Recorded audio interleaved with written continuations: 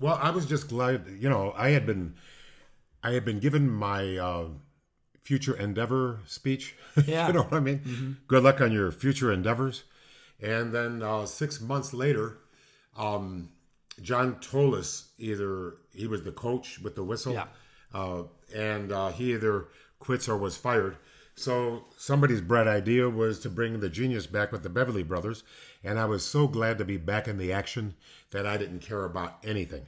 So when here's my only negative thing about the Beverly Brothers. They were a very talented, very charismatic group of guys, nice people. I haven't kept up with them, but every once in a while I see them, and they're always nice, and I hope they're doing well with themselves. I didn't like the fact that they used a move called the Shaker Heights Spike, and they would put one guy up in a back body drop, the other guy would grab the guy by the hair and throw him to the mat pile driver style, and a lot of the jobbers, they were enhancement talent, whatever you call. I call them the people who make you look good. I think jobber and enhancement is a little bit of a slur. Right. They were afraid to take the move, and they took it anyway, and they hurt a few people. And the word got out that the Shaker Heights Spike is no fun to take. Well, my point is, if you're going to do that to the enhancement talent, how come you never did it to Fred Ottman, John Tenta? How come you never did it to the Powers of Pain, the Legion of Doom, all those guys? No, you did it to the enhancement talent. And you didn't care if you broke their necks. Well, that pisses me off. You do not take a guy in midair and throw their head down on the mat just hoping everything's going to go okay. But they already hurt a few people, and they didn't mind doing it, and they didn't mind hurting more people. And I thought to myself, well, every time somebody says, how'd you like managing those guys?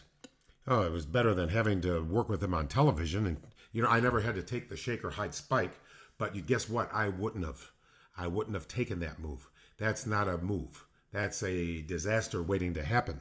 Because if you hit your head just right on the mat, you're going to break your neck. And then you're going to say you're sorry, and sorry doesn't cut it, does it? Not when you break your neck. So that's my point.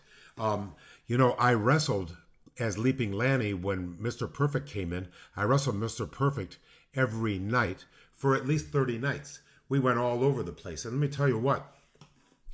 He always thanked me. He always made me look good. Then he did his finish, and it never hurt. It was always nice. And he took care of his opponent because he was a great, great worker. You understand the difference? Absolutely. Between a selfish worker and a great worker? When he gave me his finish, I made sure I stayed down until they helped me out of the ring. You know what I mean? In other words, I sold the move, and he was always appreciative. Mr. Perfect, he was the greatest, man. I'm telling you. And you know who thought so?